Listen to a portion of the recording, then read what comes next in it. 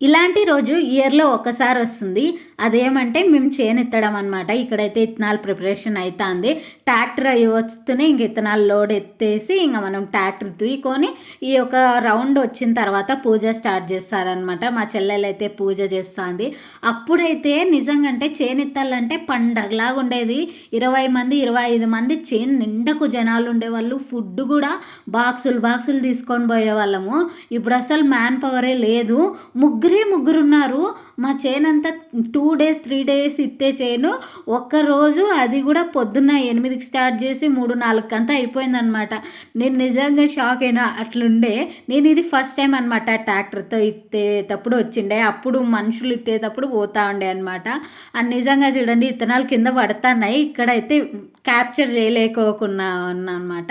And ఇట్లా కింద పడిండేవైతే మనం క్లోజ్ చేసేస్తే మంచిగా పుడతాయి. వీడియో నచ్చితే ఒక లైక్ చేయండి.